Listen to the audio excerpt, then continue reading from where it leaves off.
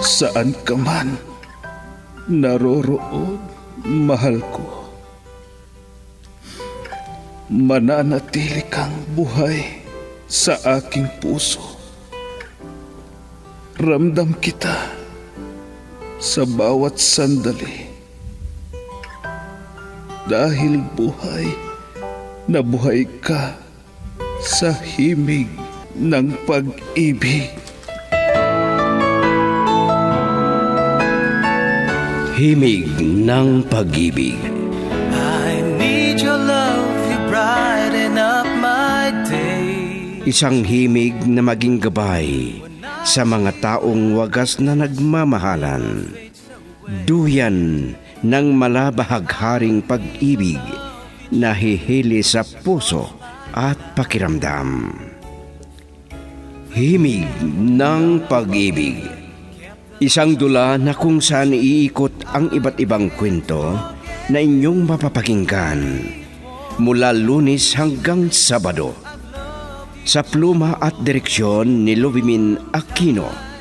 Dito sa Lovelet Artist and Talent Center Drama Productions, handog sa inyo ng #1 and most trusted radio network in the country, Bumbo Radio Philippines. Basta Radio. Bumbo.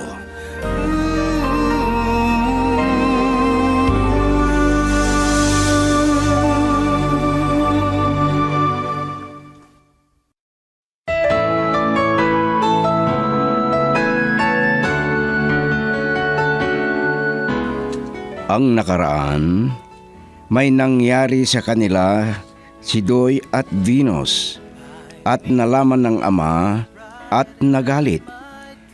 Pinatawagan sa anak niya si Doy para mag-usap sila sa kanilang pagpapakasal. Samantala, may kursunada si Ryan kay Venus kahit alam niya na may nobyo na ang dalaga. At ngayon, narito ang karugtong ng isang linggong kasaysayan na pinamagatang Sakit sa Dibdib. Dito sa ating dula, Himig ng Pag-ibig. You for a long, long time. Ayaw ni Papa na manganak ako ng dalaga. Kaya kailangan, bago lumaki ang tiyan ko, dapat mapakasal na tayo. Ikinalulungkot ko. Pero kung ano man ang salita na binitawan ko, ay yun ang masusunod. Kung ganun, hindi mo ako pakakasalan. Wala akong sinabi na hindi kita pakakasalan. Pero hintayin mo na kusang loob kitang pakasalan. Walang iyong ka! Sinampal mo ko. Ang alam ko matapang kang humarap sa tungkulin mo sa akin. Hindi pala. Magpapaliwanag ako, Venus. At sana Wala naman ka palang silbi! Sandali lang, Venus. Magsisisi ka sa ginawa mong ito sa akin pag nalaman ni Papa.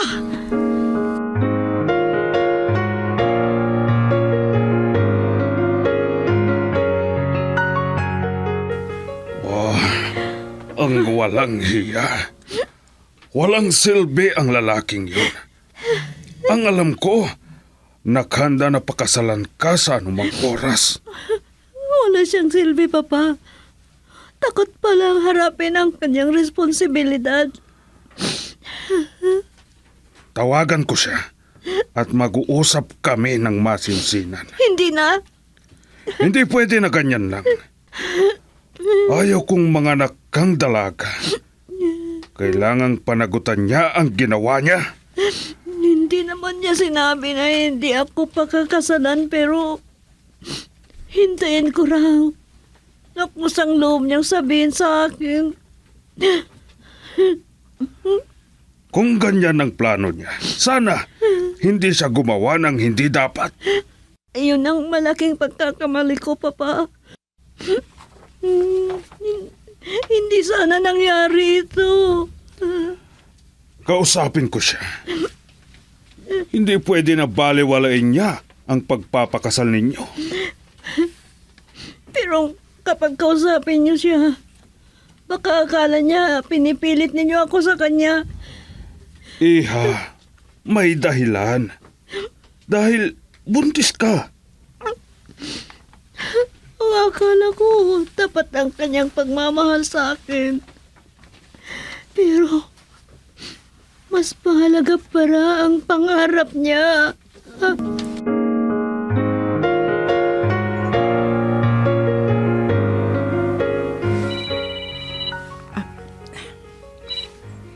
Hello, Ryan? Nakatawag ka? Dahil gusto kong tanungin kung nasabi mo na kay Pinos ang usapan natin. Hindi pa. Nakalimutan ko na sabihin sa kanya. Sige, at sasabihin ko na lang. Sana malaman ko kung pumayag para alam ko ang gagawin ko. Oo. Gawin mo ng paraan para makumbinsi mo siya. Kung gusto niya, mamasyal tayong tatlo. Kaya tawag mo sa akin para may handa ko ang baon nating pagkain. Sige, Ryan. Basta, kumbinsihin ko ang aking kaibigan. Dahil gusto ko ring makita yung bago at magandang resort. O sige na, yan lang. Bye. Bye! Ano ba naman si Ryan? Talagang pinipilit na mamasyal kami ni Venus na kasama siya. Pero, gusto rin kaya ni Venus?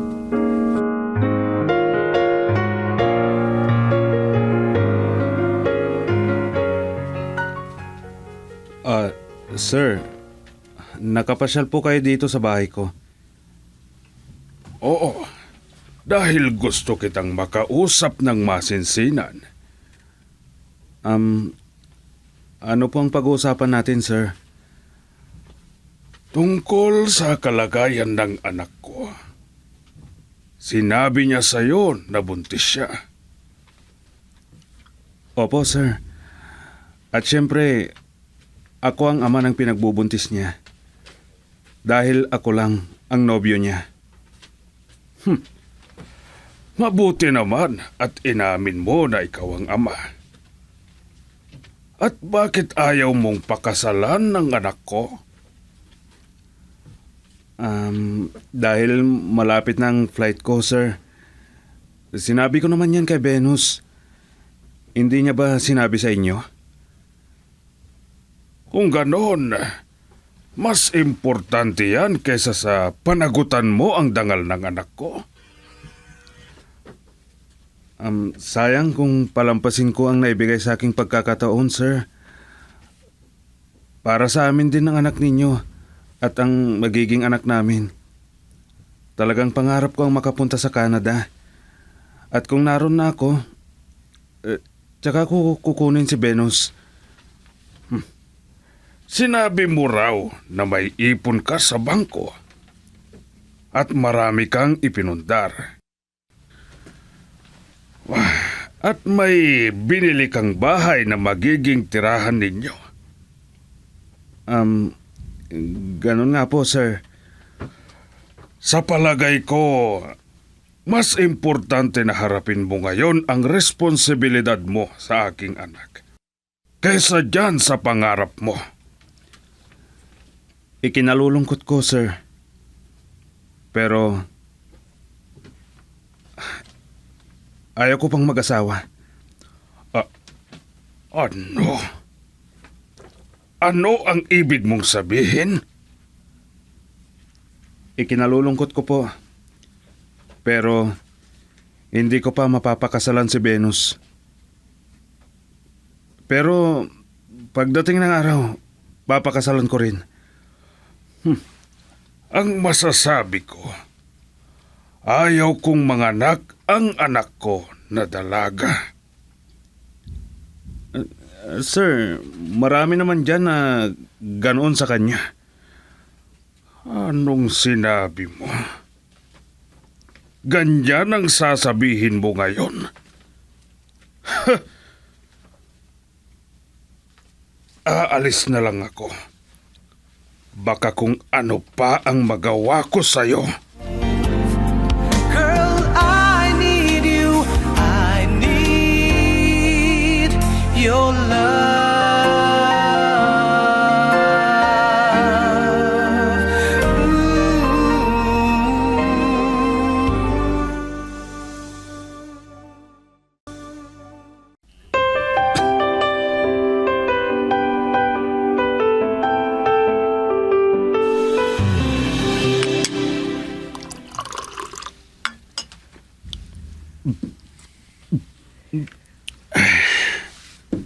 Oh, bro. Maswerte naman ang araw na ito at nagkita tayo. Oo bro, at iinom tayo. Ako ang taya. Sky's the limit. Bakit gusto mong maglasing? Pero pasensya ka na. Hindi ako masyadong umiinom ng alak. Kasi may gumugulo sa isipan ko. Ano naman yan? Sorry bro, pero hindi ko masasabi sa'yo. At saka wag mo nang alamin. Basta, uminom na lang tayo.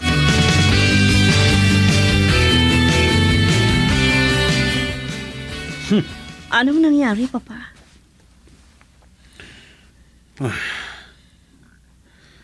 Dahil ayaw kang pakasalan nito'y. Ano? Ako pa ang nagpunta sa bahay nila. At hindi ko napigilan ang sarili ko. At pinagsabihan ko siya. Papa, ibig niyong sabihin, inahahabol ninyo ako sa kanya. Oh, ano naman ngayon? Ayaw kong manganak kang dalaga, iha. Kaya sinadya ko na pumunta sa bahay nila. Sinugod ko. Pero nakakahiya na. Sinabi din ba sa inyo ni Doy na hindi pa niya gustong makasal? Sige. Putulin mo na ang relasyon ninyong dalawa ni Doy. Papa, Ang hindi niya pagpayag na pakasalan ka ay hindi na siya pwedeng maging bahagi ng ating pamilya. Papa, Wala siyang silbing tao. pero Ako ngayon ang sundin mo. Makipaghiwalay ka na sa kanya at putulin mo na ang komunikasyon ninyo. Papa, Sige. Kahit ayaw ko. Isilang mo yung pinagbubuntis mo. Pero wag mong ipakita sa kanya.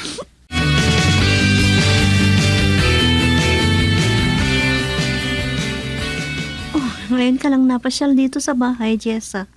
Dahil may sasabihin ako sa'yo, kaya pumunta ako rito. Nakalimutan ko na sinabi kanina na nasa opisina tayo. Sana tinawag mo na lang kaysa napagod ka pang pumunta dito. Ang gusto ko, sa personal ko sasabihin. Ano ba yan? Sabihin mo na. May pinapasabi na naman si Sir Ryan. Nag-iimbita na naman. Ano na naman yan? Kung maharap mo raw, ay mag-outing tayo. Ano?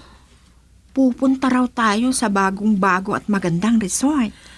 Ay, ano na naman yan? At kailan daw? Sa Sabado na. At siya na raw ang bahala sa baon natin. Parang picnic ito. Hindi ko maharap sa araw na yan. Pero kung gusto mo, sa ibang araw. 3 naman tayo. Tingnan ko kung wala akong gagawin. Okay. Sige, tawagan ko si Sir Ryan.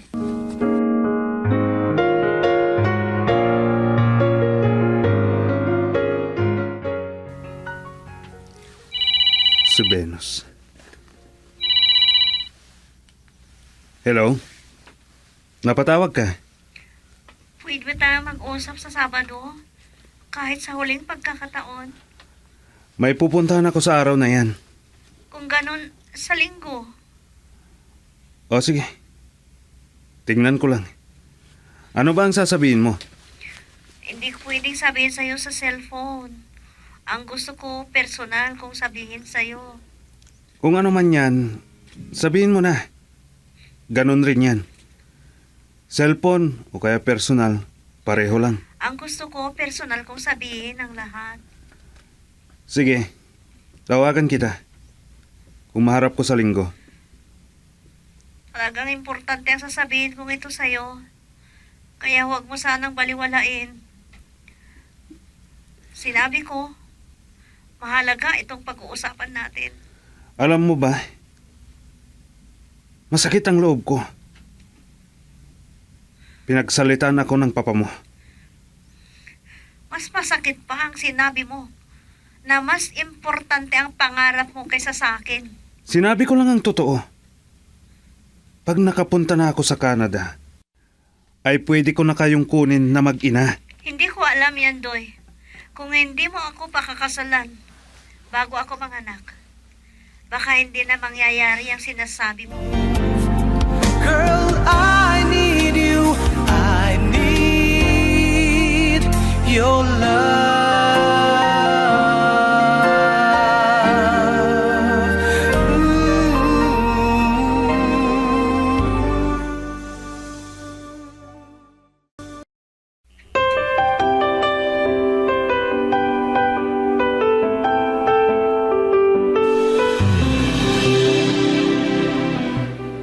Ano? Hindi maharap ni Venus ang mamasyal sa Sabado? Oo, Ryan. May pupuntahan daw siya sa araw na yun. Ang dami yatang pinagkakaabalahan niya. Pero gusto niya sa ibang araw na magkakasama tayo. Totoo? Oo. Kaya kung anong araw pwede ka, di yun ang sasabihin ko sa kanya. Ano kaya kung sa Miyerkules? Holiday yun. At walang pasok sa lahat ng opisina. Pribado man o kaya government. O sige, yun na lang sasabihin ko sa kanya. Sige na nga. Masaya ako, Jessa, sa sinabi mo. At salamat, ha. Walang problema, sir. Ano? Sir na naman? Oo nga pala, Ryan. Ganyan. Sige, ako nang bahala sa ating babaunin.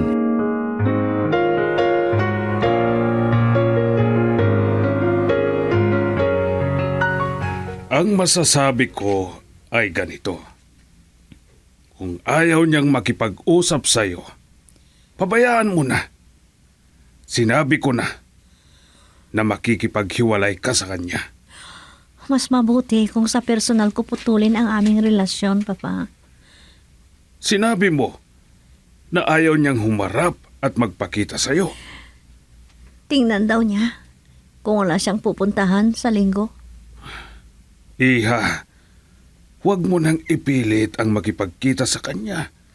Pabayaan mo na. Papa, Oh, bakit ka umiiyak?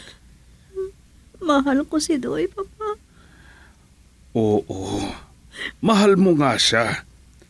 Pero pinaglalaroan ka lang niya. Kaya kalimutan mo na siya. Dahil walang silbi ang taong yon. At hindi mo dapat iyakan ang bagay na walang silbi. Papa, Huwag ka nang umiyak. Dahil hindi lang ikaw ang disgrasyada. Kaya ingatan mo na lang ang sarili mo. Lalo na at buntis ka. bakit ganito ang nangyari sa akin na nagmahal ng totoo? Talagang ganyan ang buhay, Iha. Hindi palaging masaya ang makakamit mo sa pag-ibig. Meron ding sakit.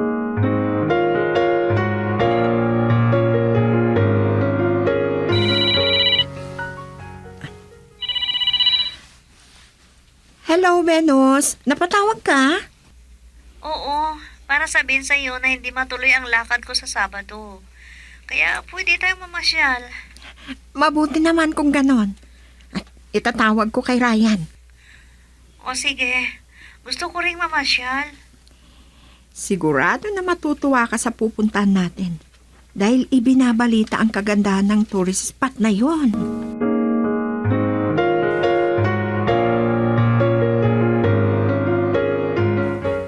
Papa, iniimbita ako ni Jessa. Kasama si Sir Ryan. Mamasyal daw kami sa Sabado. Saan ba yan, Iha? Isang magandang resort daw. O sige, pumunta ka. Para makapag-relax ka at malibang ka naman. Mas may tiwala pa ako sa kaibigan mong yon. Isang guro, alam niya na makihalubilo sa inyong mga kaibigan niya. Oo nga po, Papa. Hindi kagaya ni Doy. na sarili lang niyang iniisip niya. Huwag mo nang sayangin ang ganoong tao. Nalulungkot lang po ako, Papa. Nagtagal din ang relasyon namin. Pero nung nakuha na niyang gusto niya, tinalikuran na niya ako. Walang silbi ang taong yon. Mainit talaga ang ulo ko sa kanya. Kung makikita ko siya uli, baka kung ano pa ang magawa ko sa kanya.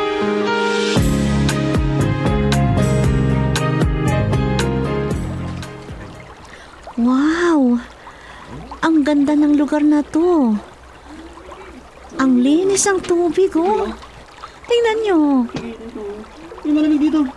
Oo, Venus. Ito ngayon ang sikat na tourist spot dito sa ating probinsya. Dahil tahimik at maganda ang lugar. Nakakatuwa na panuorin ng tubig na umaagos mula sa bundok.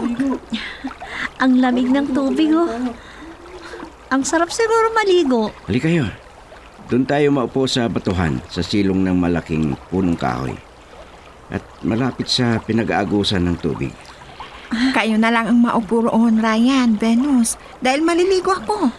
Sige na, halika na, Venus. Punta tayo doon. At salamat naman at pinagbigyan mo ang aking imbitasyon. Napaka-importanting araw ito para sa akin. Girl, I need you. I need your love.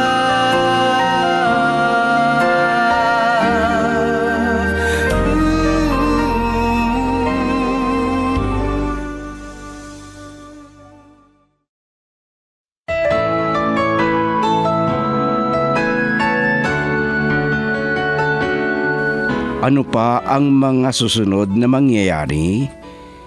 Pakinggan bukas ang karugtong ng isang linggong kasaysayan na pinamagatang Sakit sa Dibdib. Dito sa ating dula, Himig ng Pag-ibig. Isinulat at sa direksyon ni Lubimin Aquino Sr. Produksyon Supervision, Leti Astudillo Aquino. Mula sa Lovelet Artist and Talent Center Drama Productions, inihahandog sa inyo ng #1 and most trusted radio network in the country, Bombo Radio Philippines. Basta Radio. Bumbo.